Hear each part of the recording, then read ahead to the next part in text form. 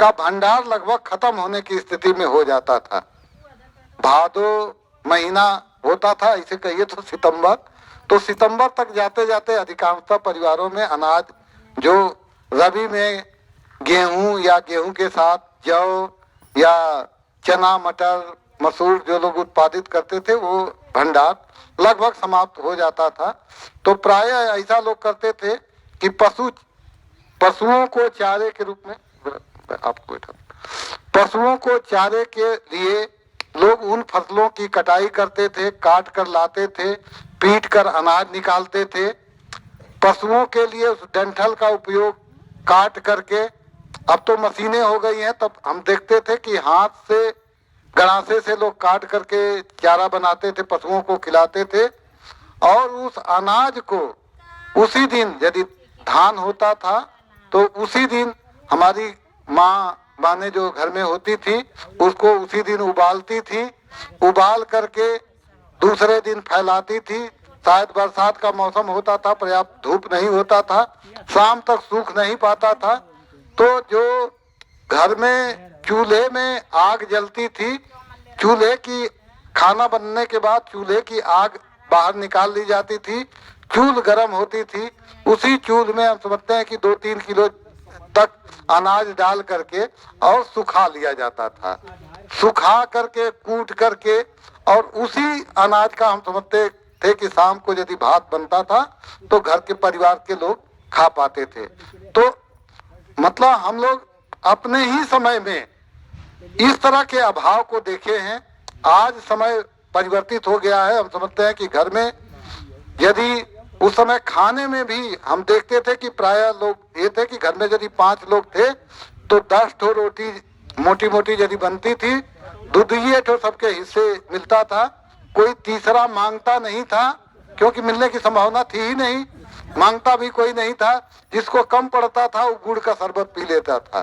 तो प्राय ऐसा ही था। लेकिन अब एकदम बिल्कुल बदल गया है। आज के समय में हम समझते हैं कि यदि कोई 5 आदमी खाने बैठ रहे हैं तो थाली में अलग अलग 2-3 तरह की कटोरी लगी है, किसी में दाल है, किसी में सब्जी है, किसी में सलाद है, किसी में चटनी है, किसी में अचार है, चावल अलग है, रोटी अलग है। इच्छा अनुसार लोग लेते हैं, खाते हैं। लेकिन पहले ऐसा नहीं था। ये सारी विकास यात्रा जो है, सारे समस्याओं को आप लोग झेलते हुए और इस स्थिति में आप लोग पहुंचाए हैं कि अपने तो सभी लोग खा ही रहे हैं। हम समझते हैं कि इसी प्रकृति में बहुत सारी चीजें पड़ी हैं जो हमको नुकसान भी पहुंचा रही हैं, वो भी इसी में सर्वाइव हो रही हैं।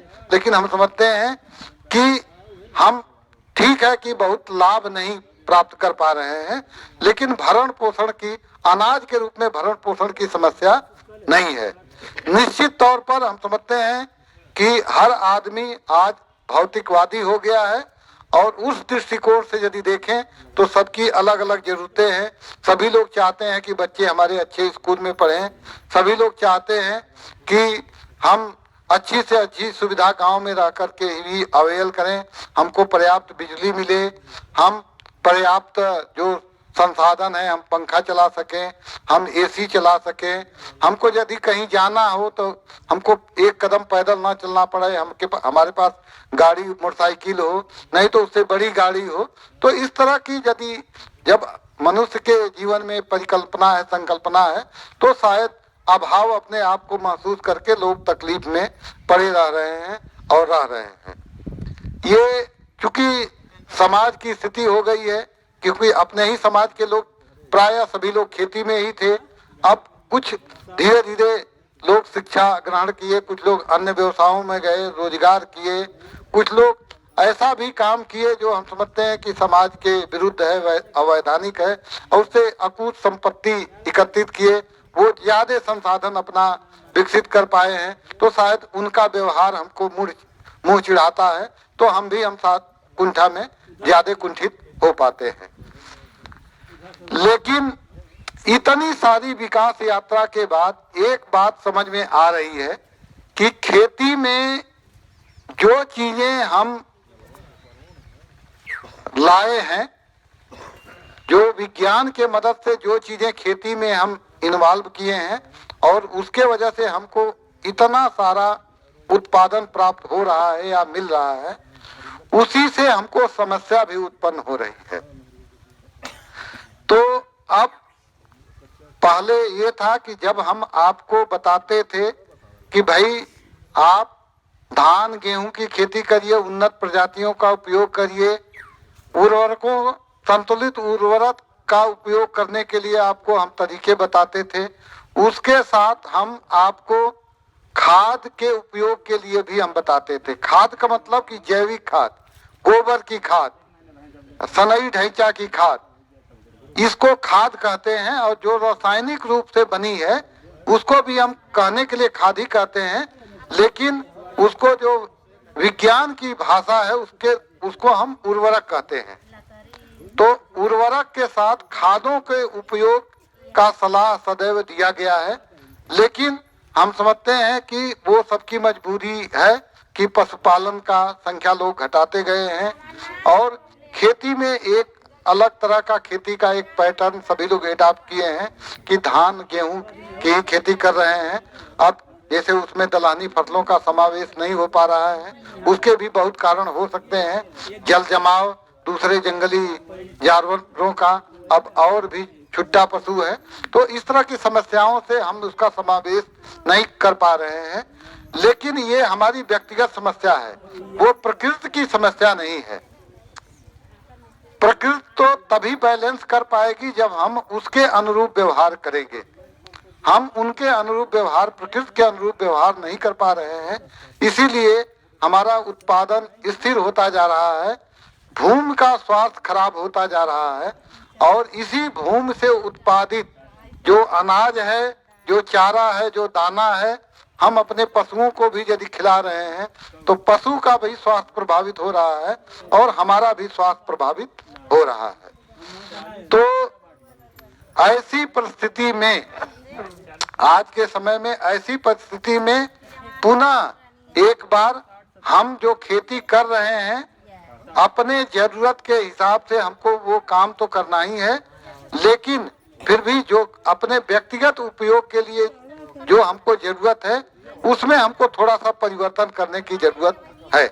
जैसे मान लीजिए हम 5 बीघे 10 बीघे के काश्तकार हैं, तो शायद हम एक दिन में यदि परिवर्तन करने के बारे में यदि सोचें तो 10 बीघा के लिए नई तरह की खेती की हम प्लानिंग नहीं कर पाएंगे। लेकिन जैसे अभी अतुल बता रहे थे पोषण वाटिका के संदर्भ में, इसी तरह से आपको परिवर्तन करना है कि जो अपने निजी उपयोग के लिए जो चीजें आप उत्पादन कर रहे हैं, चाहे साग सब्जी हुआ, चाहे कोई फल हुआ, चाहे अनाज हुआ, उसके लिए आप इन रासायनिक उर्वरकों की निर्भरता कम करते हुए प्राकृतिक स्रोतों पर आपको जाने की जरूरत है। और उस हिसाब से यदि आप उत्पादन करेंगे तभी हम समझते हैं, तभी हम समझते हैं कि अपने आप को स्वस्थ रख पाएंगे। तो क्यों बोर आप लोग देर से हैं? क्योंकि हमारे साथ अभी आप पहले से आ गए थे और आपके बारे में मैं बताऊं कि आप पढ़ाई से लेकर के अब तक का पांडे जी हैं, आप राकेश कुमार पांडे जी हैं। पढ़ाई से लेकर के और अब तक की जो सेवा का आपका समय रहा है वो कृषि के क्षेत्र का नहीं रहा है। आप दूसरे क्षेत्रों में आप काम किए हैं, दूसरे क्षेत्रों में आपकी शिक्षा रही है, आप शैक्षणिक रूप से आप इंजीनियर रहे हैं और उसी क्षेत्र में आप लंबे समय तक काम किए हैं। लेकिन स्वतः के प्रेरणा से आज आप कृषि के क्षेत्र में काम कर रहे हैं और प्राकृतिक खेती के क्षेत्र में काम कर रहे हैं, जैविक खेती के क्षेत्र में कार्य कर रहे हैं, जिसका आने वाले समय में जरूरत है और उसकी बहुत बड़ी मांग है। तो हम लोगों के साथ आप व्यक्तिगत रूप से हम समझते हैं कि पूरे जिले में घूम करके आपकी हर विकास खंडों में टीमें हैं और लोगों के साथ मिल करके आप लोग अलग काम कर रहे हैं, फिर भी हम लोगों से भी समन्वय आपका रहता है। और हम कहीं यदि जाते हैं किसानों के बीच में अपनी बात रखने, अपनी बात कहने, अपनी बात समझाने, अब किसानों से इंटरेक्ट होने, तो आपको भी अपने साथ आमंत्रित करते हैं और आपके माध्यम से हम समझते हैं कि आपको आपका ज्ञान आप तक पहुंचाने का प्रयास करते हैं, जिससे हम समझते हैं कि आप लोग लाभान्वित होकर के अपने जीवन में पूर्ण रूप से बदलाव आप ला सकते हैं। तो मैं अपनी बात यहीं समाप्त कर रहा हूं और मैं कृषि विभाग से हूं। एक बात मैं बताऊंगा कि आज हम लोगों का जो सत्र है वो सिर्फ तकनीकी विषयों पर ही है, क्योंकि चुनाव अधिसूचना जारी है और इसमें योजनाओं के संदर्भ में किसी तरह की जानकारी देने के लिए निर्देश नहीं मिला है। चुनाव आयोग से ये है कि जो हमारे कार्यक्रम चल रहे हैं, किसानों को तकनीकी रूप से यदि कोई जानकारी आप लोग दे सकते हैं तो निरंतर उनके बीच में रहिए, ताकि उनके साथ आपका संवाद बना रहे, आपका संपर्क बना रहे, वे लाभान्वित होते रहे और कार्य करते रहे। इस संदर्भ में सामयिक रूप से मैं दो तीन बातों की तरफ आपका ध्यान आकृष्ट कराऊंगा। ये फरवरी आज लगभग 24 फरवरी हो गई और जैसा आप लोग जानते हैं कि गेहूं की फसल जो है हमारी, जो बुआई का पीक समय होता है वो आपके 15 नवंबर से लेके 15 दिसंबर तक होता है, लेकिन बरसात इस साल ज्यादा होने की वजह से गेहूं की बुआई हम समझते हैं कि 15 जनवरी तक किन्हीं क्षेत्रों में हुई है, शायद आपके यहाँ भी हुई होगी। तो इसमें एक बात है कि आपको इसके सिंचाई प्रबंधन पर विशेष रूप से ध्यान देने की जरूरत है, क्योंकि प्रायः सभी लोग जानते हैं कि पहली सिंचाई आपको 21 से 25 दिन के बीच करनी होती है। वो सभी लोग कर चुके होंगे, बीच में अच्छी खासी बरसात हो गई थी तो हो सकता है कोई ना कर पाए हों, लेकिन आगे के सिंचाई का प्रबंधन आपको ठीक से करना है। खेत में नमी आपको बनाना है, खेत में पानी नहीं लगाना है, किसी भी दशा में खेत में पानी नहीं लगाना है। दूसरी बात आप समझ लीजिए कि गेहूं फसल ऐसी फसल है कि जब औसत तापक्रम 27 डिग्री सेंटीग्रेड तक रहता है तभी तक इसका वानस्पतिक वृद्धि होती है, यानी पौधा बढ़ता है, उसमें कल्ला निकलता है। जैसे ही ये टेम्परेचर औसत रूप से 27 डिग्री सेंटीग्रेड से ऊपर होता है तो इसकी फेज बदल जाती है। लेकिन हम समझते हैं कि 2 दिन से जो टेम्परेचर का रेशियो है ये धीरे धीरे बढ़ रहा है। रात का टेम्परेचर देखिए अब पहले इतना नीचे नहीं है। सुबह हम लोग टहलने निकल रहे हैं, अब इजीली हम समझते हैं कि हल्के कोई वुलन शर्ट वगैरह पहन करके हम लोग निकल ले रहे हैं। और गांव में तो आप लोग और अभ्यस्त हैं, हम लोग तो शहर में रह रहे हैं तो थोड़ा ज्यादा है, तो यहाँ आप लोग अभ्यस्त हैं। तो अब प्रायः देखेंगे कि अब गेहूं बढ़ने वाला नहीं है, अब इसकी अवस्था बदलने वाली है। जितना बढ़ चुका है उसी में अवस्था बदलता है, और जब अवस्था बदलता है तब सिंचाई की जरूरत होती है। अवस्था बदलना का मतलब कि एक बात आप लोग समझते हैं, जो रेड़ा आता है जिसको हम लोग वैज्ञानिक भाषा में लेट ज्वाइंटिंग स्टेज कहा जाता है, तो या तो बहुत में रेड़ा आ गया होगा, बालियां भी निकलना शुरू हो गई होंगी, जो पीछे के होंगे उसमें भी रेड़ा आने की प्रक्रिया हो, तो उसमें आप उस खेत में आपको नमी बनाना जरूरी है। जैसे फूल निकलना शुरू हो उस समय यदि नमी न हो तो भी आपको ध्यान देना है, खेत में नमी बनाना है। यदि दुग्ध भर रहा है जिसको डफिंग स्टेज कहते हैं, उस अवस्था में विशेष आपको ध्यान देना है। यदि आपके पास सिंचाई स्रोत है तो निश्चित जो वो मिल्किंग स्टेज या डफिंग स्टेज जिसको कहते हैं उस स्टेज में आप खेत में नमी अवश्य बनाएं, नहीं तो आपका उत्पादन प्रभावित हो जाएगा। और इस समय पानी लगाते समय विशेष रूप से ध्यान दें, हवा को समझ करके ही पानी लगाएं। यदि हवा चल रही हो तो पानी लगाने से बचें, या ऐसे समय में पानी लगाएं जैसे शाम के टाइम आप सिंचाई कर रहे हैं तो रात तक आपकी सिंचाई हो, सुबह तक खेत में पानी एकदम बिल्कुल पानी लगा ना रह जाए। सुबह से यदि 11-12 बजे से हवा यदि कभी चलना शुरू हो जाती है, पछुआ हवा, तो हम समझते हैं कि गिरने का या उसके जड़ के हिलने की संभावना नहीं रहती है। तो इन सारी बातों की गेहूं की फसलों में आपको विशेष रूप से ध्यान देने की जरूरत है।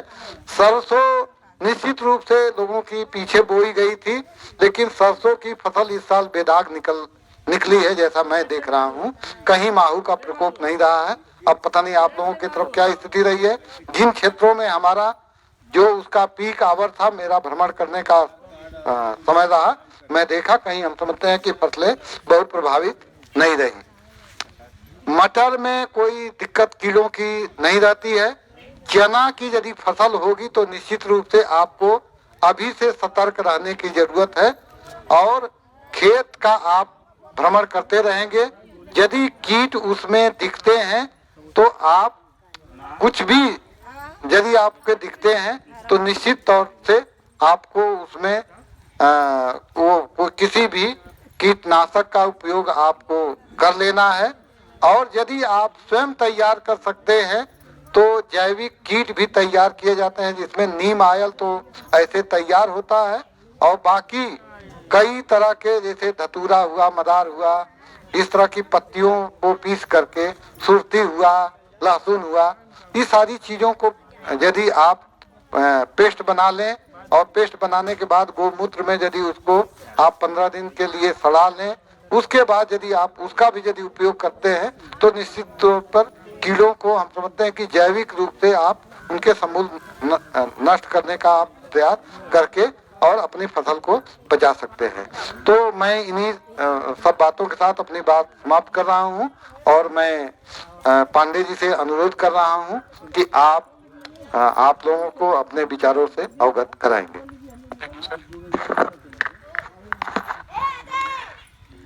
आप सभी को नमस्कार है।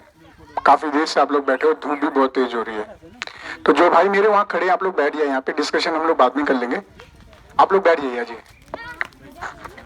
क्योंकि मुझे लगता है कि ये जो टॉक होने वाली है, जो हम लोग बातचीत करने वाले हैं, यहाँ से आप लोग जब जाएंगे तो एक ऐसी इंफॉर्मेशन लेके जाएंगे जिसके बारे में आपने सोचा ना होगा, और कई लोगों को नींद भी नहीं आएगी आज, इस बात की गारंटी मैं दे रहा हूँ।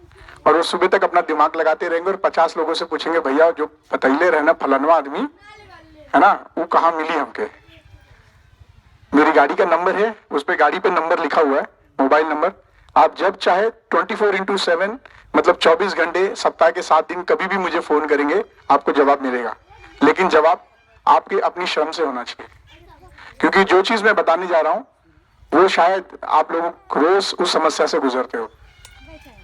तो मैं थोड़ा सा कुछ चीजें आपसे पूछूंगा, आप मुझे बताते रहें ईमानदारी से, तो फिर हम लोग इस कार्यक्रम को आगे चलाते हैं। जो बच्चे हैं वो भी अगर आना चाहें तो बैठ जाएं। अभी बच्चों ने मेरा प्रोग्राम देखा है बच्चों, बैठना चाहते हो बैठ जाओ, आ जाओ, बैठ जाओ, आप लोगों के भविष्य का ये है, आ जाओ बेटा। और ये जो कंधे पे रखे बेटा, पीछे कैमरे की रिकॉर्डिंग हो रही है, ठीक है। आप लोगों ने जितनी भी वहां बातें की है सब वहां पे रिकॉर्ड हुई है, और बाद में ये जो है ना ये अपलोड हो जाता है यूट्यूब पे, और वहां पे आपकी ना ये जो बातें वो आती रहती है। तो कई बार अपनी पर्सनल बातें लोग करते हैं, है ना, और वो सारी चीजें वहां पे रिकॉर्ड होती रहती है। तो आपसे मेरा निवेदन है कि आप लोग मेरी तरफ ही देखते रहें और उस कैमरे की तरफ जाके कुछ ना बोले, है ना। और जितने लोग बैठे हैं खड़े हैं वो लोग आगे अगर बैठ जाएं तो ज्यादा अच्छा रहेगा, अगर जगह है तो। यहाँ पे सबसे ज्यादा बुजुर्ग और महिलाएं दिख रही हैं मुझे, सबसे ज्यादा बुजुर्ग है ना, क्योंकि जवान लोग इस वक्त नौकरी के लिए भाग रहे हैं। सबसे बड़ी समस्या हमारे यहाँ बेरोजगारी है कि नहीं? कितने लोग हैं बेरोजगार, जरा हाथ ऊपर करें जिनके घरों में बेरोजगार बहुत सारे हैं। देखिए 1 2 3 4 सब लोग बेरोजगार हैं, और कोई लोग कई लोग बैठे हैं ना, और कई लोग ऐसे होंगे जो ऑलरेडी नौकरी कर रहे होंगे लेकिन वो दूसरा इनकम खोजने की कोशिश कर रहे होंगे। ऐसा कोई है यहाँ पे? नहीं है ना, क्योंकि वो दूसरा इनकम कहीं और खोज रहा है। बाप दादा ने इतनी बड़ी जमीन बना दी है ना, उसमें उसका इनकम नहीं दिख रहा है और वो कहीं और नौकरी खोज रहा होगा। उसका कारण क्या है? चिराग तले अंधेरा। एग्री करते हैं आप लोग? दूसरी समस्या है कि हमारे हेल्थ को लेकर रोज रोज हमारे घर से कम 50-100 रुपए दवा दारू के जा रहे होंगे। सब डॉक्टर के यहाँ जाके घंटों बैठते होंगे, यहाँ से आजमगढ़ तक जाते होंगे, 1 घंटा 1.5 घंटा वहां बर्बाद किए, फिर डॉक्टर साहब का इंतजार किए 2 घंटा और पैसा देकर फिर वापस 2 घंटा सफर करके आए। मतलब जिस दिन डॉक्टर के पास गए उस दिन सारा दिन चला गया। तो अगर हफ्ते महीने में अगर आप 2 दिन भी ऐसा कर रहे हो तो आपके 48 घंटे बर्बाद हो गए। उस दिन कोई काम नहीं होता है। सहमत हो? कितने लोगों के घर में दवा दारू चल रही होगी इस वक्त और बहुत परेशान होगा? सबके घर में चल रही है ना। ये दूसरी सबसे बड़ी समस्या है। तीसरी सबसे बड़ी समस्या है कि बच्चा घर पे नहीं आ रहा है। क्यों? वो बाहर नौकरी करने गया है, दिल्ली, बॉम्बे और कुछ तो सऊदी में भी होंगे, बेचारे 2 साल में आते हैं। कुछ गए होंगे अमेरिका में, कुछ 1-8 बच्चे होंगे तो थोड़े बहुत पढ़े लिखे होंगे, और नहीं होंगे तो इधर उधर होंगे। और रोज अपने माँ बाप को फोन कर रहा होगा और फोन करने का पैसा खर्च कर रहा होगा। रोज अपने दिल में पछतावा रख के बैठ जाता होगा कि मैं कुछ कर नहीं पा रहा हूँ, 2 पैसे की आवश्यकता में घर भेज नहीं पा रहा हूँ। क्यों? मेरे बच्चे पढ़ रहे हैं। कहाँ पढ़ रहे हैं भाई? दिल्ली में पढ़ रहे हैं, बॉम्बे में पढ़ रहे हैं। माँ बाप यहाँ बूढ़े पड़े हैं और बूढ़े माँ बाप के दिल में ये दर्द है, पढ़ाई नहीं लिखाई नहीं, जिंदगी अपन कुर्बान कर देनी, सुबेरे से साजी ले, बच्चा का इच्छा पूरा करा खातिर, आधे का बढ़ोती में क्यों देखा खातिर ना। सहमत है इस बात से? कितने लोग यहाँ पे हैं? अगर हैं तो हाथ ऊपर कराएं। मुझे लगे कि मैं सही जगह पे बोल रहा हूं, फिर मैं दूसरा प्लेटफॉर्म चुनूंगा। ये कॉमन समस्या है। 3 समस्या होगी। चौथी समस्या है, हम हर वक्त सरकारी लाभ के चक्कर में रहते हैं कि सरकार से कुछ मिल जाए। अब बेचारा अधिकारी भी तो अपने अधिकारी के ऊपर डिपेंड करता है, फिर उस अधिकारी के ऊपर भी एक अधिकारी है, फिर उस अधिकारी के ऊपर भी एक अधिकारी और फिर मंत्रालय है। रास्ता बहुत दूर है। एग्री कर रहे हो? तो हम हर वक्त ये सोचते हैं कि सरकार से हमें कुछ मिल जाए। अभी इस वक्त हम लोग हवा ले रहे हैं ना, क्या इस हवा को हम मांग रहे हैं किसी से? क्या इसका बिल पे कर रहे हैं? लेकिन हॉस्पिटल में जाएंगे तो बिल पे करेंगे ना। ये मुफ्त वाली हवा जो है हमें अच्छी नहीं लग रही है। जब तक कि हम लोग अरे ऑक्सीजन बोतल ले रहनी, डॉक्टर का पास गई 2 लाख खर्च करनी तब ठीक बनी। कितना? 2 लाख 50,000 खर्च करनी तब ठीक बनी। डॉक्टर ठीक नहीं किया, मैंने खुद ठीक नहीं किया, वो जो 2 लाख रुपया लगाई नहीं वो ठीक कहीं नहीं। और 2 लाख कहां से ले ला? उधारी मांग के। कैसे? जैसे मंगने होके हम ठग ले, 50 बार तगादा करी होके पैसा ना दे, लेकिन उस तगादे में अपनी इज्जत चली गई। है ना समस्या? इन सारी समस्याओं का समाधान है हमारे पास और आपके अपने गांव में है। बिलरियागंज में ही एक हमारे किसान है, उनका नाम है राज बहादुर सिंह। आप लोग जानते होंगे, उनके वहां पे ट्रैक्टर और ये सब भी चलता है। कितने लोगों को पता है उनके बारे में? हाथ ऊपर कराएं। परायणपुर, हाँ, महाराजगंज। कितने लोग जानते हैं? एक, बस एक ही लोग, बाकी लोग नहीं जानते। मैंने कहा ना, चिराग तले अंधेरा। आप उनकी खेती एक बार विजिट करके आ जाइए। उन्होंने उस खेती के दम पे ही वो ट्रैक्टर का बिजनेस पूरा चालू किया है और तरह तरह का बिजनेस किया है, सिर्फ खेती के दम पे। कितने लोग कृषक महेंद्र जी को जानते हैं? महेंद्र सिंह, वो है दीदारगंज के। कभी नहीं गए?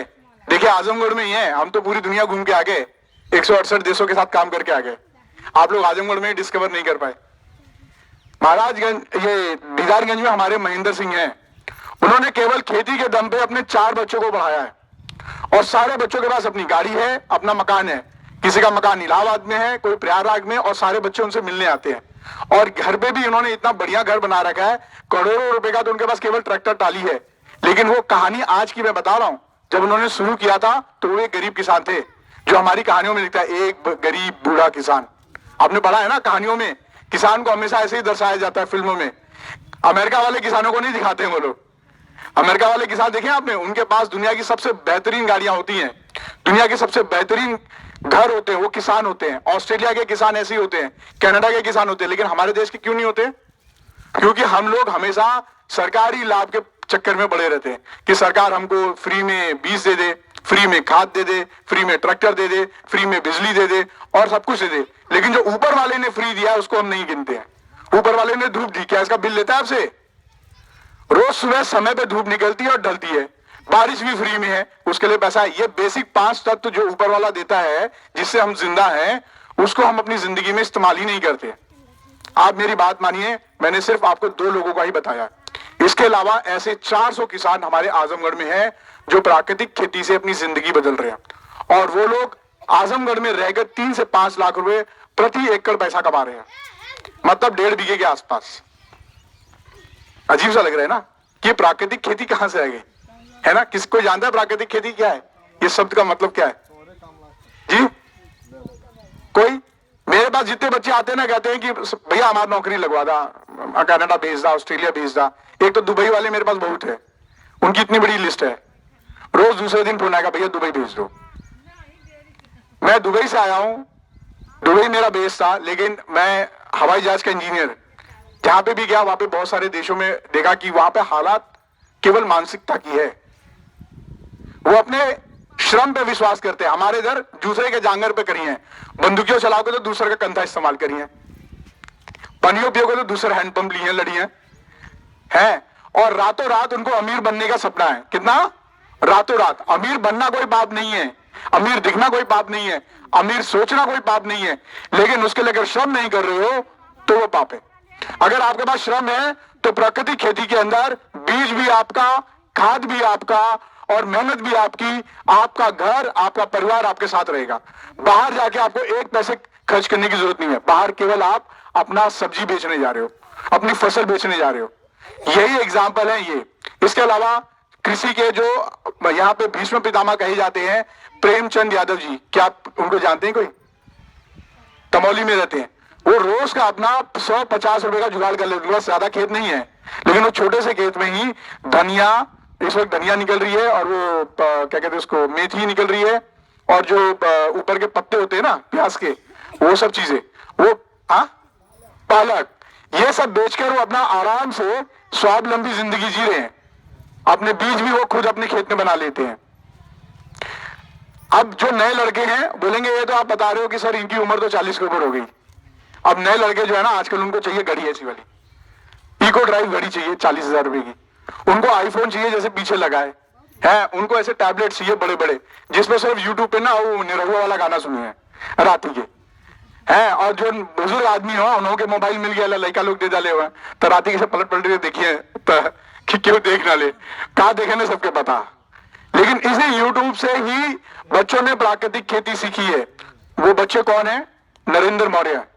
3 लेयर फार्मिंग करते हैं, प्राकृतिक खेती, सिर्फ अपनी सब्जी बेचते हैं। और अभी तो यहाँ पे डेमो नहीं हो पा रहा है, लेकिन मैं नेक्स्ट टाइम आपके गांव में फिर आऊंगा, और मैं चाहूंगा कि आपके प्रधान जी अगर हैं यहाँ पे, प्रधान जी नहीं है, अगर आप लोग खुद अपने सहयोग से एक हॉल बुक करते हैं, मैं शाम को आऊंगा, मैं वो वीडियोस दिखाऊंगा जो हकीकत है अपने आजमगढ़ की है। यह बच्चा नरेंद्र मौर्य कभी नौकरी करता था, नौकरी से परेशान हो गया, कभी बॉस की तंगत, कभी कुछ कभी कुछ कभी कुछ, पैसा पूरा नहीं होता था, सिर्फ बिल भरने में जाता था, उसने नौकरी छोड़ दी और 4 साल से प्राकृतिक खेती कर रहा है। 3 मंजिला मकान बनाया है, 2 गाड़ियां हैं उसके पास, और सिर्फ फुल टाइम वही काम करता है। और उससे पूछा भैया तुमने कहां से सीखा है? तो कह रहा यूट्यूब से। जो आप लोग लटका देखा ला ना, वो यूट्यूब से ना, वो सरकार के पास, उसको कोई योजना के बारे में जानना ही नहीं है। कह रहा योजना क्या करेंगे, 10% पानी में मेरी खेती हो रही है, मुझे जरूरत क्या है, खेत को पानी नहीं चाहिए। अभी सर ने बताया आपको कि केवल आपको नमी देनी है। वो उस बंदे ने सिर्फ अपने खेती के दम पे, केवल 35 साल का बच्चा है, अपना पक्का मकान बनाया, अपनी गाड़ी ले ली, और खेती अब उसके पास 7 बीघे थी, और खेती वो लोगों से लेके कर रहा है, क्योंकि जो लोग खेती नहीं कर रहे भाई खेती दे रहे हैं, और उसको आराम से लोग 4-5 हजार रुपए बीघे दे भी दे रहे हैं, और वो ले भी ले रहा है, और आराम से खेती कर रहा है। कह रहा है इनको 4-5 हजार रुपए से मेहनत है, क्या दिक्कत है? आप बताइए, यहाँ पे हजारों लाखों एकड़ खेत ऐसे खाली पड़े हैं, सर मैं सही बोल रहा हूं, है ना? बगीचे में भी आप फसल उगा सकते हो लाखों रुपए का, लेकिन क्या श्रम करे कौन, सीखे कौन? यूट्यूब पे 1 GB का डेटा आता है, उमन अपन देखी कि लाइकन की दिखाई, या आपने मजेदार देखी, ये समस्या है। मौर्य जी हैं, एक अमित सिंह है, पाही के हैं। वो बच्चे की उम्र बड़ी मुश्किल से 28 साल होगी। उसने अपना मोबाइल एप्लीकेशन खुद बना रखा है, मार्केट में सब्जी खुद बेचता है, और उसकी क्वालिफिकेशन अगर आप पूछेंगे कि कितना पढ़ा लिखा है, बोलेंगे अरे झोला छाप हुई है, नहीं, वो MBA मार्केट में है, मार्केटिंग से किया उसने MBA। आपके गांव में कितने MBA वाले हैं यहाँ पे? ये मैंने कुछ एग्जाम्पल बताए हैं, लेकिन अगर मैं एग्जाम्पल देने लगूंगा तो आपको और धूप सेकनी पड़ जाएगी। अगली बार जब हम लोग यहाँ बैठेंगे तो मैं आपके गांव में वो वीडियो दिखाऊंगा कि प्राकृतिक खेती होती कैसे है, और उसे खाद बीज अपने घर का कैसे इस्तेमाल करना है। केवल आपको श्रम देना है। आप मानिए एक देसी गाय 30 एकड़ खेती करा सकता है। 1 एकड़ खेती से आप अगर मेहनत करते हैं तो 3 लाख रुपए से आराम से कमा सकते हैं, और उससे ज्यादा जितनी मेहनत करेंगे, मेरे पास तो ऐसे ऐसे उदाहरण है जो 6 से 12 लाख रुपए कमा रहे हैं टेक्निकल खेती से, जैसा भी सर ने बताया। अभी टेक्निकल खेती पे आप लोग डिस्कस कर रहे थे, राइट? ये जितनी भी चीजें होती है ना, आप ये समझिए कि ऊपर वाला मिलाने के लिए, जब आप अमीर बनने के लिए सोचते हैं ना, तो टेक्निक्स आती हैं, हमें पता नहीं है। दुनिया में जो अमीर है वो अमीर बनते जा रहा है, और गरीब गरीब बनते जा रहा है। केवल दोनों के बीच में एक ही चीज का फर्क है, वो मानसिकता का, कि हमारी इज्जतदारी, हम ठाकुर हैं, हम ब्राह्मण हैं, हम फला हैं, हम खेते में काम करो। ये आजमगढ़ में बहुत है। दूसरा प्रॉब्लम क्या है? सबको रातों रात अमीर बनना है, लेकिन नंबर 2 की कमाई से, ईमानदारी और मेहनत की कमाई से नहीं बनना है। और मैं गारंटी लिख के दे रहा हूं कि अगर जिस किसी ने भी बेईमानी से कमाया है, आपने अपने सामने जितने बुजुर्ग बैठे हैं, इनसे पूछे कि उसकी मौत कैसे हुई है। आखिरी समय में सिर्फ यही सोचता रहा कि हम ठग ले। 168 देशों में काम करने के बाद 20 साल मैंने पढ़ाई की, 20 साल नौकरी की, लेकिन मेरी उम्र अभी भी 37 साल है। क्योंकि 18 साल की नौकरी में ही, जब मैं पहले साल कॉलेज में गया तो तीसरे महीने में मुझे नौकरी मिल गई थी, और तब से लगातार नौकरी किया। दादा क्या हुआ? मेरी बात समझ में नहीं आ रही क्या? मैं अंग्रेजी बोल रहा हूं? ऐसी तो दिक्कत नहीं है। कई लोग बोलते हैं भैया तू अंग्रेजी बोलो थोड़ा। जी, ये समस्या है। अब हम बात करते हैं प्राकृतिक खेती की। तो पद्मश्री श्री सुभाष पालेकर जी ने अपनी जिंदगी त्याग दी केवल ये एक्सपेरिमेंट करने के लिए कि मेरे किसान को खेत के बाहर जाना ना पड़े। अगर हम एक देसी गाय अपने खेत में या घर में बांध लें, तो उससे हम कैसे 30 एकड़ खेती कर सकते हैं, उसे बीज संस्कार कैसे कर सकते हैं, उसे खाद कैसे बना सकते हैं, उसे कीट नियंत्रक कैसे बना सकते हैं, और 10% पानी में खेती कैसे कर सकते हैं। यह टेक्निक उन्होंने विकसित की, और भारत के बहुत सारे ऐसे राज्य हैं, बहुत सारी ऐसी जगह है जो जहर मुक्त बन चुका है। क्योंकि जो जहर आप खा रहे हो वही आपकी बीमारी का कारण है। जैसा खाओगे वैसे विचार आएंगे, और जैसा खिलाएंगे वैसे ही दोस्त बनेंगे। जहर खाएंगे तो जहर ही जिंदगी में रहेगा। तो जहर मुक्त भारत बनाने का जो अभियान हमारा है, यानी विश्व मुक्त भारत बनाने का अभियान है, वो यही है। अभी तक हमारे यहाँ 13 जिलों का नाम लेता था। हमारे कुछ प्रयास है, अब कम से कम 3 और जिले आ गए हैं, जिसमें आजमगढ़ का भी नाम है। प्राकृतिक खेती को लेके हर कोई बहुत ज्यादा संवेदनशील है। क्यों? क्योंकि सबको पता है कि खाना तो मुझे खा के ही जिंदा रहना है। कोई पैसा कमा के जिंदा नहीं रह सकता। पैसा खाता है कोई? सोने के सर्फी कोई नहीं खाता है। पेटी तो दाल रोटी से ही भरती है। अगर मेरी दाल और रोटी स्वस्थ नहीं रहेगा तो मेरी मेहनत बेकार है, और जो बुढ़ापे में मेरा बच्चा भाग जा रहा है उसी रोटी को कमाने के लिए, मेरा बुढ़ापा बेकार है, मेरा इन्वेस्टमेंट बेकार है। तो ये प्राकृतिक खेती एक स्वावलंबी खेती है। ये आपको कम मेहनत, कम खर्च में आपकी जिंदगी बदल देने वाली है, आपको रोजगार का साधन दे रही है। सरकार और प्रशासन पूरी तरह कसम खा रखी है कि हमें विश्व मुक्त बनाना है। उसका उदाहरण है कि राम केवल सर ने मुझे कल से लगातार बुला रहे हैं कि आप प्रोग्राम में आइए, लोगों से मिलिए। मैं वैसे भी अभी यहाँ पे आया, तो आने से पहले आपका बिलेरियागंज में एक जगह है नासिरपुर, है ना, उसके आगे, वहां पे प्रमुख जी के साथ में बैठा था। उनके 12 बीघे का खेत देख रहा था कि वहां पे हम प्राकृतिक खेती के लिए क्या कर सकते हैं। तो उन्होंने ये बोला कि ये जो गन्ने की मड़िया निकलती है ना गुड़ की, गर्म करते वक्त, मैंने कहा इसको संभाल के रख लीजिए, क्योंकि ये जीवामृत और घनजीवामृत बनाने के लिए चाहिए मुझे। जीवामृत, घनजीवामृत, जीवामृत गीली खाद होती है और घनजीवामृत सूखी खाद होती है। इसमें गुड़ का बहुत उपयोग है। तो जब हम जीवामृत घनजीवामृत बनाते तो लोग 1 किलो और ले आते खरीद के बेली। मैंने कहा 50 रुपए का बेली लिया है, ये इसके लिए नहीं है। खेती में हम खाद बनाने के लिए वही चीज यूज करते हैं जो वेस्ट है, जो खराब हो रही है। जैसे मड़िया हम फेंक देते हैं या जानवर को खिला देते हैं, इसका इस्तेमाल चाहिए। तो अभी तक आपको समझ में आ गया कि प्राकृतिक खेती, हम खुद अपने हाथ से खाद बनाते हैं, कीटनाशक बनाते हैं, बीज का संसार करते हैं और 10% में खेती करते हैं। ये कॉन्सेप्ट क्लियर हो गया? इसके 4 ही स्तंभ हैं। प्राकृतिक खेती के 4 ही स्तंभ हैं: जीवामृत, घनजीवामृत, बीजामृत, आच्छादन और वाष्पा। आच्छादन आप लोगों को समझ में आता है? मल्चिंग, जो हम, आपने देखा होगा कई लोग लहसुन बोते हैं ना, तो उसमें वो डाल देते हैं पुआल। कितने लोगों ने देखा है? आप में से किसी ने देखा है? देखिए, क्या नाम बाबू आपका? हाँ, शाम से यादव। आपको कुछ आइडिया है कि वो क्यों मल्चिंग की जाती है? क्या कहता है? Very good. आप लोगों को पूरा आइडिया है ना? अब इसका दूसरा पार्ट बताता हूं। ये आपकी जमीन के कार्बन को और पानी के भाप को उड़ने नहीं देता, क्योंकि जब धूप पड़ती है तो पानी वाष्पित होता है ना, तो ये आच्छादन रहता है, तो पानी वापस आ जाता है, पानी हवा में नहीं जाता। और जो कार्बन आप देखेंगे मिट्टी टाइट होगी, फटने लग गई है क्योंकि कार्बन चला गया, तो ये आच्छादन उसके लिए भी बहुत इंपॉर्टेंट है। दूसरा, हवा में जब पानी रहता है सुबह के टाइम में देखेंगे ओस बन के वो पानी को बटोर लेता है और नीचे डाल देता है। आपने एक चीज देखा और 4 फायदे मैंने गिना दिए। इसके अलावा घास फूस जो बाबा ने बताया है वो नहीं उगता।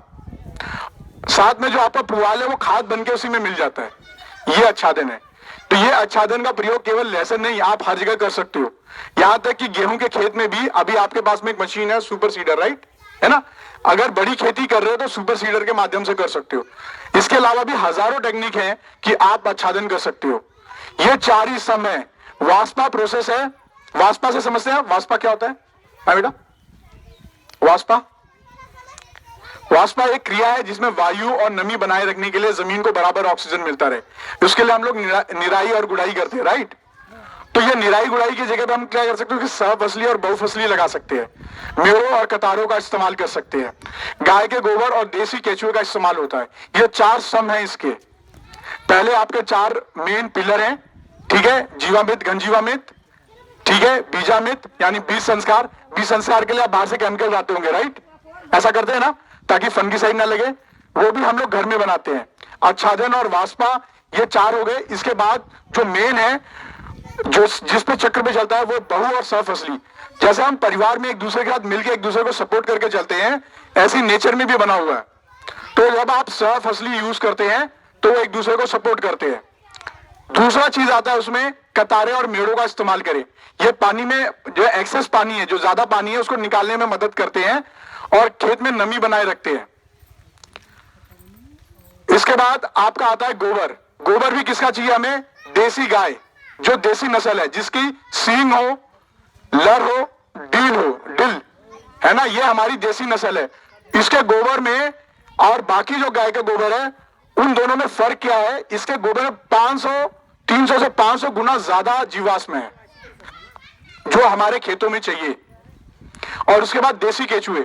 हर 4 किलोमीटर में हम सबका रूप, भेष भाषा, खान पान बदल जाता है। ये एग्री करते हो? इससे सहमत हो आप लोग? सहमत है? अगर यहां से निकलूं और मैं साउथ तक जाऊं तो रास्ते में पता है हर 4 किलोमीटर पे लोगों की बोलचाल बदल जाती है। आजमगढ़ में विभिन्न भाषाएं और कल्चर हैं, राइट। तो हमारे जो देसी केचुए, इनका भी यही है, हर 4 किलोमीटर में केचुए बदल जाते हैं। अगर हम लोकल केचुए यूज करेंगे तो मेरी मिट्टी के हिसाब से ही वो खाद बनाएंगे। केचुआ मिट्टी खाता है और उसका खाद बनाता है। हम जो जीवामृत, घनजीवा यूज करते हैं, ये खाद नहीं है, ये जामन है। क्या है? जामन। जैसे हम दही में जामन डालते हैं, ये जामन है। ये जामन जब डालते हैं तो ये मित्र, कीट और पतंगे उसमें से उत्पन्न होते हैं और ये वातावरण के लिए एक ऐसा पर्यावरण बनाते हैं जो मेरी उन्नत खेती को मदद करती है। अब बताइए, इतनी चीजें हैं, इसमें आपका कहीं पैसा लगा?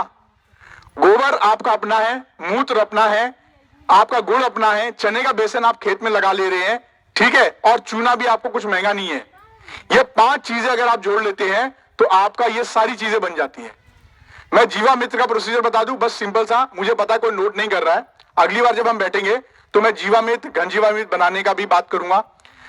जो हम लोग कीट नियंत्रक यूज करते हैं, नीमास, अग्नियास, ब्रह्मास्त्र और 10 पन्नी यंत्र, ये बनाना मैं आपको बता दूंगा। आपके खेत में आके बना देंगे, बहुत आसान है, 2 मिनट का काम है। सुबह आप तैयार करेंगे, सब कुछ हो जाएगा।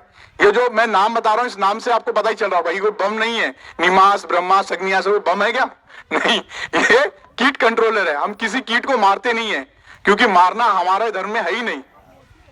हम तो सबकी तरक्की चाहते हैं, आपकी भी, अपनी भी, जमीन के अंदर भी और ऊपर भी।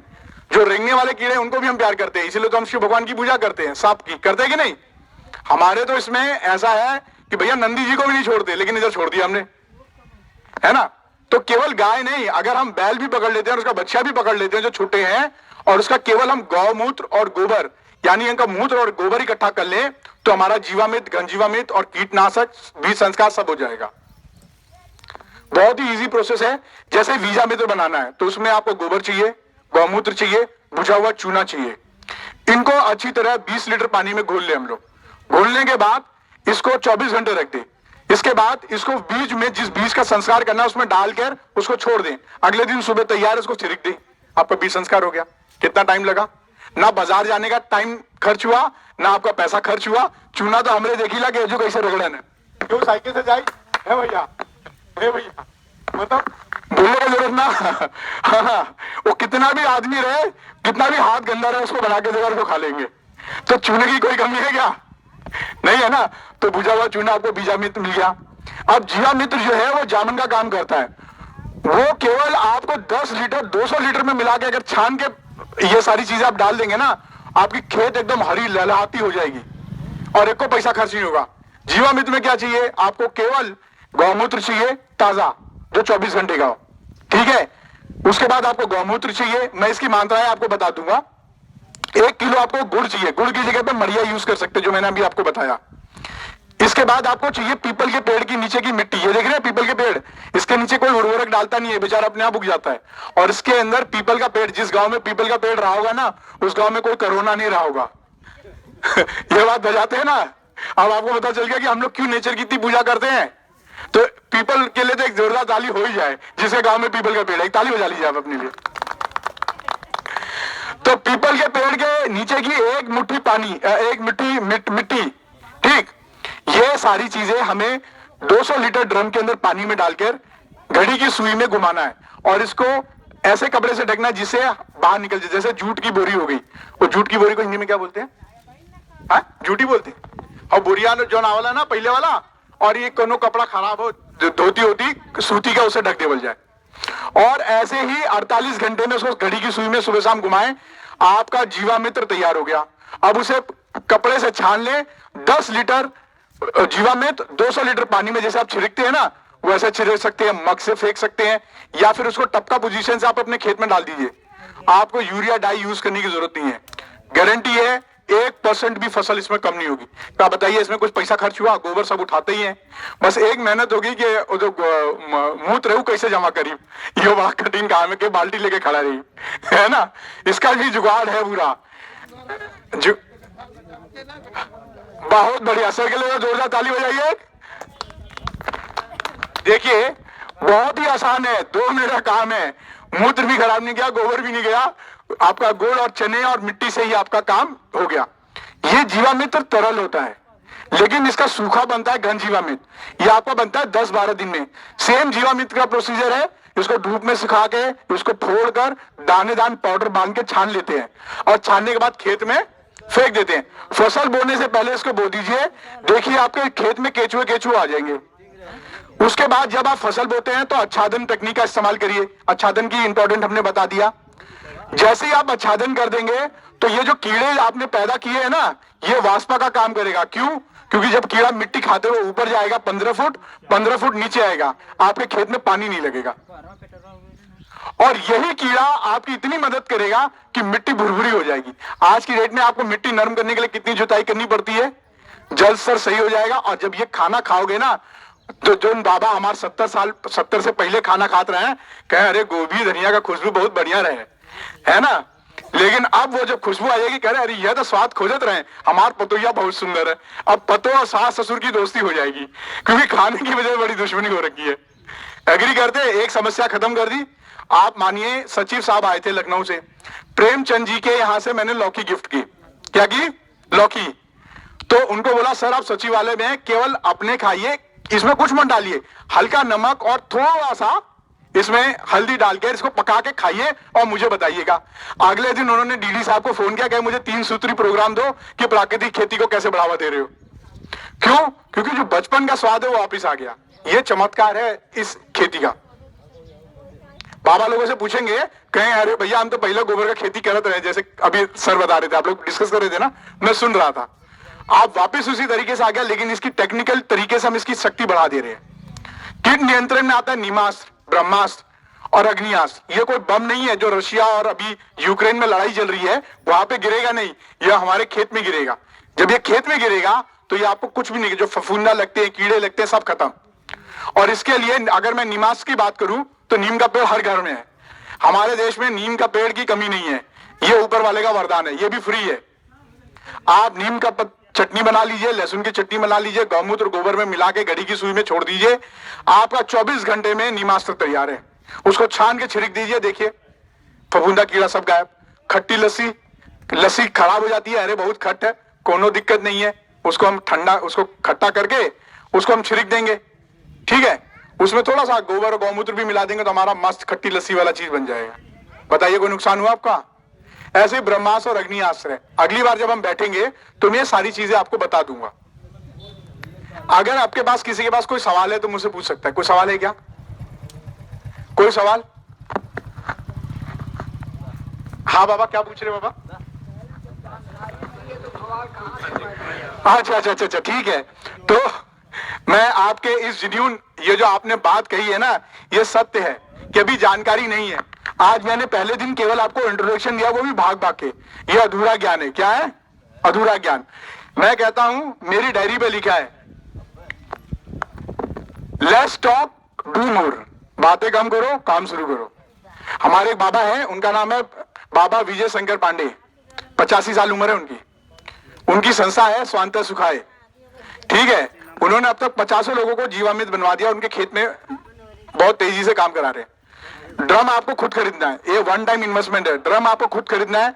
हम आपको क्या मदद करेंगे? अबे पूछोगे भैया, तब तो बता देला मदद क्या करवाई होता हुआ, है ना सवाल?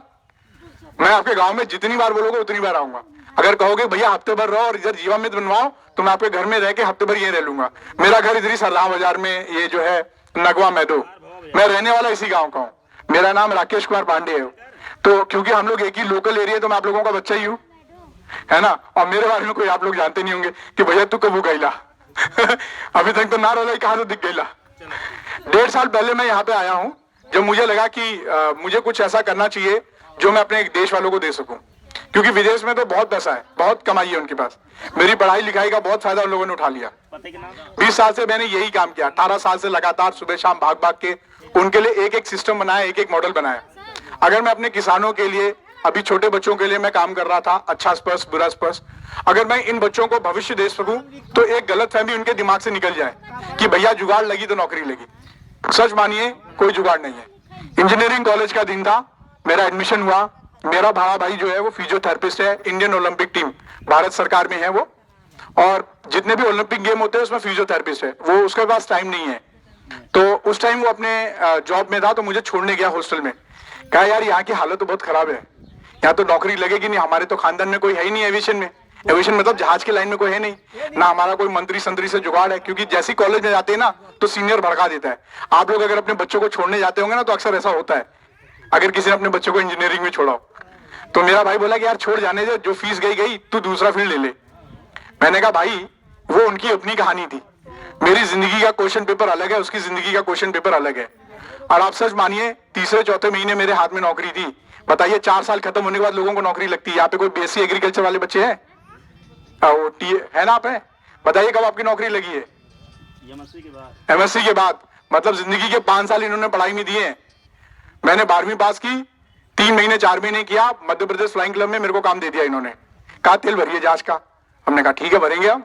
हमने तेल भरना शुरू किया, कबूतर की बीट साफ की, जहाज आता था चौक लगाते थे वहां पे। आप अभी तो खैर हमारे जो सुरेश शिंदे सर हैं, जिनको एविएशन का खुदा बोला जाता है, वो अभी लास्ट मंथ एक्सपायर हो गए। उनकी एज बहुत थी। उनके लिए ऊपर वाले से दुआ करूंगा शांति मिले। वो उन्होंने एविएशन में बहुत लोगों को प्लेसमेंट किया। तो जब मेरे पीछे लिखा रहता था institute of aeronautics and engineering, कपड़ों के पीछे रहता ना लोगों, कि बेटा तुम्हें इस उम्र में मस्ती करनी चाहिए, विठल मार्केट न्यू मार्केट में घूमना चाहिए, तुम यहाँ क्या कर रहे हो? मैंने कहा सर मुझे जहाज से प्यार है, तो अंदर घुसा लिए। उसके बाद पीछे पलट के देखा नहीं है। जहां बच्चे अभी पढ़ाई के लिए स्ट्रगल कर रहे हैं, एग्जाम के लिए, मैं पढ़ाई भी कर रहा हूं और ऑन द जॉब ट्रेनिंग भी कर रहा हूं। ऑन द जॉब ट्रेनिंग मतलब कि वहां पे मैं इंटर्नशिप कर रहा हूं और उसके पैसे मिल रहे हैं मुझे। कॉलेज खत्म होते होते मेरे पास जेट एयरवेज की नौकरी थी। 3 साल खत्म नहीं हुआ, जेट एयरवेज की नौकरी थी। अब तो बंद हो गई है, फिर से शुरू हो रही है। और जब तक मैंने जेट एयरवेज में अपना काम खत्म किया, तब तक मेरे को दुबई की एयरलाइंस है, एमिरेट्स एयरलाइंस, वहां नौकरी मिल गई। लेकिन इस पूरे दौरान में जितने साल मैंने अपनी पढ़ाई को दिए, 8 साल नौकरी को, मैंने अपनी पढ़ाई बंद नहीं की। मैंने इसी में ही अपनी एमबीए किया, इसी में ही मैंने साइकोलॉजी यानी मनोविज्ञान से मास्टर्स किए, इसी के साथ में मैंने 3000 कोर्सेज किए। Black belt six sigma agile management में ब्लैक बेल्ट लिया, और 1000 की टीम हमारे पास थी, 1000 बच्चों की टीम। और हर बार हर 6 महीने पे मेरी टीम चेंज हो जाती थी। कहते पांडे जी आप इनको ट्रेन करिए। मेरे साथ जितनी भी टीम थी मैं उन सबको बराबर ट्रेनिंग देता था। अभी मुझे बताया, मेरी उम्र, इसीलिए मैंने बाल सफेद रख दी है, क्योंकि पांडे और जी के बीच में ना यही जोड़ है। अगर मैं बाल काले रखूंगा तो मेरी बात कोई सुनता नहीं था। जब भी मैं बोर्ड में कोई मीटिंग करता है, बोलता है कल का लौंडा क्या बताएगा, खासकर पाकिस्तानी। अरे हम उस्ताद से सीख के आए हैं, हम 25 साल से यही काम कर रहे हैं, हम 40 साल से यही कर रहे हैं, हम 60 साल से यही काम कर रहे हैं। मैंने वही बात कहता था, आप 100 साल भी करोगे तो यही करोगे। इस पूरे दौरान में मैंने इंश्योरेंस का काम किया, मार्केटिंग का काम किया, नौकरी भी की, पढ़ाई भी की और लगातार काम किया। आज मैं अगर आपके सामने हूं तो मैं सुबह से चौथा प्रोग्राम कर रहा हूं। 2-3 प्रोग्राम तो आपने अभी गिन लिया, एक ये होगा, एक स्कूल होगा और आगे का। मैं रात के 12 बजे तक ऐसे ही काम करता हूं क्योंकि मुझे काम से प्यार है।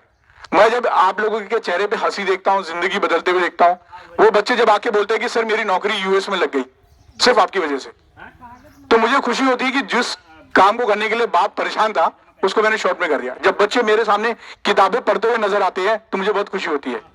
जियापुर में मेरे 250 बच्चे, 10 बच्चों की सरकारी नौकरी लग गई 12वीं पास करते ही, और वो सारे बच्चे निःशुल्क पढ़ते हैं वहां पे। तो मेरा कहने का मतलब है, आप अपना केवल सोच बदलिए और आलोचना का डर मत करिए। मान सम्मान तो बाद में, जब पेट भरा रहेगा ना, तब मान सम्मान रहेगा। जब आप गर्व के साथ लोगों को 100 रुपए दे सकते हो। अगर मैं आपको बोलूं कि मेरी संस्था को चंदा देना है तो सबसे पहले गायब हो जाएंगे, आजमगढ़ में चंदा देने वाले गायब हो जाएंगे। क्यों? उनके पास है ही नहीं। पहले तो अपनी जेब में डाल लिए ना आप पहले अपनी खेती से पैसे बचाइए, आप अपनी मानसिक स्थिति से सुधरिए। जिस जंग एक आपके दिमाग में एक बम चल रहा है ना, बेटा बहू आस पास नौकरी चाकरी, ये बम खत्म कर लीजिए, आपकी प्रकृति शुद्ध हो जाएगी, सारी चीज ठीक हो जाएगी। तो सर ये बस आप ही का पड़ोसी हूं, आप ही का बच्चा हूं। जब आप बुलाएंगे तब मैं आपकी सेवा में खड़ा रहूंगा, लेकिन मैं आपको पैसे का कुछ नहीं मदद कर सकता। और जब आप मेरे साथ जुड़ोगे तो मैं आपको बोलूंगा, सरकार से आप केवल सेवाएं लें, सामान ना लें। ये आपके दरवाजे आगे खड़े हो जाएंगे लेकिन सुविधा नहीं दे पाएंगे, आपको यहाँ आके ट्रेनिंग दे पाएंगे। और सरकार से हमें बस इतना ही लेना, हम अपना वोट देंगे और उनसे काम लेंगे। मुझे कोई मतलब नहीं कि कौन सी सरकार आ रही है कौन सी जा रही है, वो आपका व्यक्तिगत मामला है। लेकिन मैं अपना जो है ना, जब हम मांगते हैं तो हमारी इज्जत गिर जाती है। और उसका मिसयूज क्या होता है कि वो अपन खेत दूठे जुड़वा ली है, गाड़ी साफ करवा ली है, आवाज में कोई सामान ले लिए। आपकी इज्जत गई कि नहीं गई बताइए?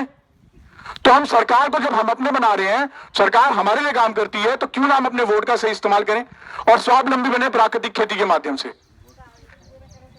तो आप में से कितने लोग ऐसे तैयार हैं जो प्राकृतिक खेती तुरंत शुरू करना चाहेंगे यूट्यूब के? और नेक्स्ट टाइम मैं कब आऊं, कोई डेट मेरे को बता दीजिए आप चुनाव बाद।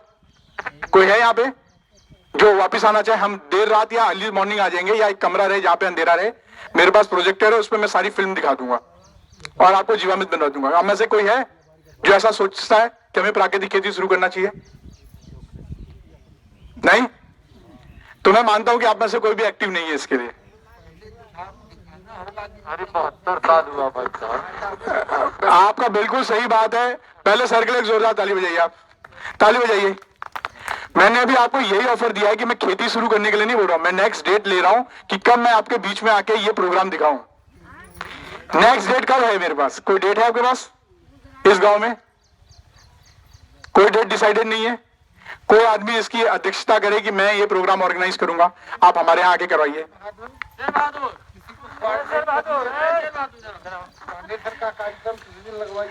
देखिए ये पूरा निःशुल्क है, आपसे कुछ लिए क्या हमने? नहीं, अभी तक मुझे लगता है समझ नहीं आया आपको। नहीं आया? समझ में आया कि नहीं आया? नहीं। यहाँ के जो क्षेत्रीय कर्मचारी हैं, हाँ, लोगों से बात कर लेंगे, ठीक? अगर जो लोग सहमत हो जाएंगे आपसे, जैसे मैंने अगर इसमें 15 लोग सहमत हो गए, 10 लोग सहमत हो गए, कहीं कोई दिक्कत नहीं है। मैं आपको एक चीज और बता देता हूँ, मेरे दिमाग से उतर गया। ठिकमा का नाम आप लोग जानते हैं? कितने लोग जानते हैं ठिकमा? बस आप ही जानते हैं, और कोई ठिकमा नहीं जानते? ठिकमा में एक गांव है पूरी महिलाओं का, उसको जल्दी हम लोग प्राकृतिक गांव को बनने वाले हैं। एक एक बच्चा, एक एक औरत वहां पे प्राकृतिक खेती करके अपनी जिंदगी बदल रही है, पूरा का पूरा गांव। और वहां पे कई प्रोग्राम हो गए, महेंद्र जी लगातार वहां पे प्रोग्राम दे रहे हैं। हमारी जो पूरी किसानों की टीम है वो इस वक्त काम कर रही है प्राकृतिक खेती को लेकर। उनसे एक पैसा हम लेते नहीं है और ना हम उनसे पैसे की उम्मीद करते हैं। हम कहते हैं आप खेती करिए, मेरे को यही इनाम है कि मैं कहीं पे भी खाना खाऊं तो बोले कि ये प्राकृतिक खेती है और मेरी थाली में जो खाना है वो जहर मुक्त हो। यही हमारा लक्ष्य है। तो मैं चाहूंगा कि नेक्स्ट टाइम आप लोग कोऑर्डिनेट कर लीजिए। मुझे लगता है कि अभी भी अंडरस्टैंडिंग की थोड़ी है इशू। आप लोग अगर अपने गांव में आमंत्रित करेंगे तो मैं जरूर सी बात है कि मैं वापस लौट के आऊंगा, लेकिन आपको आवाज देनी पड़ेगी हर बार। ठीक है ना सर? तो मैं इसी के साथ बात रखता हूं। अच्छा नंबर लिख लीजिएगा 8484। सर पंडित जी क्या नाम है आपका? आपने यहाँ हाँ आपके यहाँ पे प्रोग्राम रखते हैं, आप सबको बुलाइएगा। पंडित जी का नंबर जरा इसमें नोट कर लीजिएगा बाबू, और मेरा नंबर आप लोग नोट कर लीजिए 84।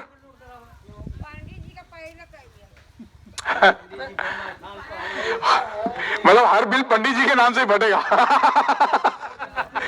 तो आप लोग जगह पंडित जी तो तैयार हैं, तो क्या इनके लिए जोरदार ताली तो बजा दीजिए आप, ताली तो बजा दीजिए पंडित जी के लिए। नहीं नहीं आप लोग ताली बजाने को कंजूसी कर दीजिए, हम भी बजा देते हैं जोर से।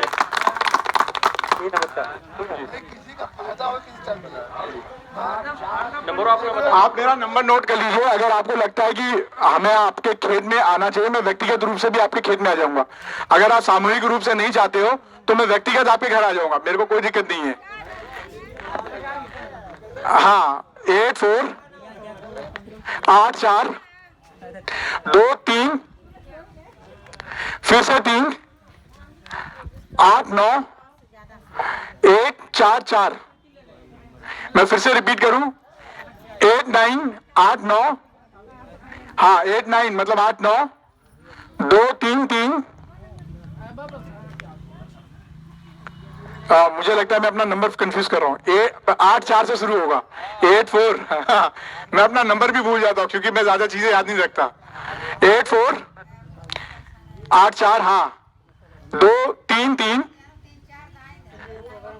हाँ 2 करके फिर 233 करिएगा 2 बार। 89144 जी। आप लोगों का बच्चा हूं, नाम राकेश कुमार पांडे है, और प्राकृतिक खेलिए, विश्व मुक्त बनाइए। और इसी के साथ मैं अपनी बात रखता हूं, आप लोगों ने ध्यान से सुना, इसके लिए बहुत बहुत शुक्रिया।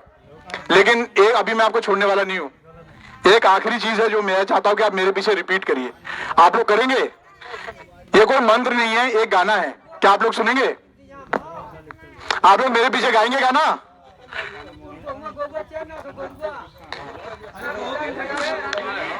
इनके लिए पहले जोरदार ताली बजाइए, ये बड़ी कॉमन समस्या है, ताली बजाइए।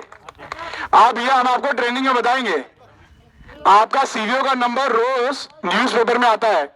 सीवीओ साहब कहते हैं आप मुझे फोन करिए, हर एक गांव में 5% जमीन जो है गौचर एरिया है। प्रधान सेक्रेटरी केवल इंसानों का प्रधान नहीं है, वो जानवरों और पेड़ों का भी है, पूरे गांव का है। और वो जमीन पे वो जानवर को आप लोग बांध सकते हैं। और सरकार में आप सीवीओ साहब का नंबर आता है, आप सीवीओ साहब को या डायरेक्ट डीएम साहब के ऑफिस में भी फोन कर सकते हैं, रोज न्यूज़पेपर में पब्लिश हो रहा है। दूसरा चीज, इसका तरीका भी है। अगर मैं तरीका बताऊंगा तो क्या आप अपनाएंगे? अरे बाबा आपको मैं, आप सुन तो लीजिए, तरीका मैं आपको बताऊंगा, अपनाएंगे? हाँ आप मेरी बात सुनिए, ये गाना जो है मेरे पीछे रिपीट कर सकते हैं क्या आप लोग? मजा नहीं आता है जिंदगी में, मजा तो बहुत ले चुके हैं। कितनी उम्र हो गई आपकी, इतनी मजे ले रहे हैं? हाँ तो अब कितना मजा लेंगे आप? अब तो संघर्ष क्या है कि बच्चों को स्टेबल कर लीजिए और ऊपर वाले के पास हंसी खुशी जाए जाए। बताइए, आप 50 साल में इतने फ्रस्ट्रेट हो रहे हैं, मैं 37 में नहीं हो रहा हूं। चलिए हम लोग, आपकी समस्या का समाधान है हमारे पास, लेकिन अगर आप सुनना चाहोगे तो मैं बताऊंगा ना। आप सुन ही नहीं रहे हो। अगर आप अपने खेत में जो नील गाय और जानवर आता है वो घुसता है, ठीक है, वो आपका चरता है। कोई जानवर किसी जानवर का गोबर नहीं खाता है, ना अपना गोबर खाता है। अगर उसके गोबर को सही से घोल कर ऊपर छिड़क देंगे ना 2-2 फीट में, तो आपका जानवर नहीं चलेगा, सूंघ के भाग जाएगा। क्योंकि हर जानवर अपना निशान मूत्र और गोबर से निकालता है। आप ये तरीका अपनाइए, उसके बाद बात करते हैं। सेवापुरी में लोगों ने इस्तेमाल किया है, ठीक है। अब ये एक गीत है, क्या आप गाना चाहेंगे? मेरे पीछे रिपीट करिएगा। हाँ मेरे पीछे एक एक लाइन रिपीट करिएगा, शायद आप लोगों को कुछ मदद मिले। क्योंकि अक्सर 1-2% लोग रहते, समस्याएं हैं और दुनिया में बहुत सारी समस्याएं हैं, उसका समाधान है, लेकिन जब समाधान तक जाएंगे तब ना। पानी की कमी थी तो हमने कुआं खोदा, जब कुएं से निकालने में तकलीफ हुई तो हैंडपंप निकाला, और जब हैंडपंप की प्रॉब्लम हुई तो मोटर लगा लिया। समस्या है तो समाधान है, तो हर समाधान है, आप कोशिश करिए, होगा और गारंटी देंगे होगा। तो हम लोग रिपीट करते हैं, आप लोग मेरे पीछे बोलेगा, आप लोग भी सहयोग करेगा। परिवर्तन का शंख बज गया, आप लोग भी रिपीट करिएगा। परिवर्तन का शंख बज गया, अपना फर्ज निभाना है, गौपालन संवर्धन करके उन्नत राष्ट्र बनाना है। छोड़ दिया जब गौपालन, दशा हमारी हीन हुई, गौ माता की दुर्गति हो गई, उर्वर धरती छीन हुई, हुआ प्रदूषित अन्न वायु जल, मिलकर उसे बचाना है, कहते हैं गौ माता की जय, पर विक्रय कर कत्ल किया, गोवर्धन का मूल्य न समझा, केवल दूध का लाभ लिया, इसीलिए सुना है हर आंगन, फिर से उसे बचाना है, गोबर गैस का प्रयोग करें आप, और मधुमक्खी भी पाले हम, जीवामृत घन जीवामृत से जहर मुक्त उपजाए अन्न, गांव का पैसा गांव में रखकर राम राज्य फिर लाएंगे। आवाज बहुत स्लो थी, लेकिन कोई बात नहीं, इसमें आवाज जोश होनी चाहिए। भारत माता की, मैंने अभी भी जोश कम है। भारत माता की बहुत बहुत शुक्रिया, धन्यवाद। धन्यवाद सर। देखिए ऐसा है ना कि ये जो आप खेती बाड़ी में लगे हैं और ये अभी पांडे सर की बात आपको अलग लग रही है, लेकिन आने वाले समय में, जैसे मैं अब शुरू में ही जिक्र किया था कि जो खेती, आधुनिक खेती का जो समय है, 50 वर्ष की जो विकास यात्रा है, उसको मैं अपने हिसाब से मैं जो देखा उस हिसाब से मैं आपको बताया। लेकिन आने वाले समय में सबको प्राकृतिक खेती पर आना ही पड़ेगा। और मैं ये नहीं कह रहा हूँ कि आप पूर्ण रूप से आइए, लेकिन शुरुआत आपको करना पड़ेगा, अपने लिए पहले शुरुआत करना पड़ेगा, तभी ये स्वास्थ्य, ये प्रकृति, ये आने वाली जो संतति हमारी है, जो हमारे बच्चे हैं, भाई सबको एक आकांक्षा होती है ना कि हमारे जो आदि औलाद बच्चे हैं उनको ज्यादा से ज्यादा कुछ दे के जाएं। लेकिन हम समझते हैं कि समृद्ध रूप से ये प्रकृति ही हमारी यदि नहीं रहेगी तो हम उनको दे के कुछ नहीं जाएंगे। पता चलेगा कि उनको हम बीमार भूमि देकर जाएंगे, खराब वातावरण देकर जाएंगे, तो उनका जीवन हम समझते हैं कि बहुत सुखमय नहीं होगा। तो मैं आप लोगों से आग्रह करूंगा कि अवश्य आप लोग इस पर चेतें, और ये अभी शुरुआत है। जैसा आप लोग देखते हैं कि सभी लोग पहले तो टीवी देखते थे कि टीवी पर प्रचार आता था, लेकिन अब मोबाइल पे ही, यदि यूट्यूब पे ही कोई चीज देखते हैं तो किसी न किसी चीज का प्रचार बीच बीच में आता रहता है। प्रचार करने का मतलब, यदि आप प्रचार देख रहे हैं तो जरूरी नहीं कि उस सामग्री का उपयोग कर रहे हैं, लेकिन निश्चित तौर से जो प्रचार करने वाली कंपनियां हैं, जिनका उत्पाद है, जिनकी सारी व्यवस्थाएं हैं, वो चाहती हैं कि आप उसका उपयोग करें। तो एक यही माध्यम है। हम लोग भी गांव-गांव में आप लोगों से संपर्क करने का प्रयास कर रहे हैं कि इसको बदलना है, परिवर्तन लाना है, और ये आप ही के प्रयास से संभव हो पाएगा। मैं काफी देर से आप लोग बैठे हैं और मैं अध्यक्ष जी हमारे इस कार्यक्रम के हैं, मैं आपसे आग्रह करूंगा कि अपने आशीर्वचन से इस कार्यक्रम के समापन करने की घोषणा करेंगे। मैं आपसे अनुरोध करूंगा। आदरणीय कृषि अधिकारी महोदय, कर्मचारी महोदय, आप लोगों का इस गांव में आना जो है बहुत अच्छा लगा। और इस तरह से कमेटी में आप लोग बराबर आते रहेंगे तो किसान भाई भी कुछ ज्ञान प्राप्त कर लेंगे। इसी के साथ मैं आप लोगों को धन्यवाद देता हूँ।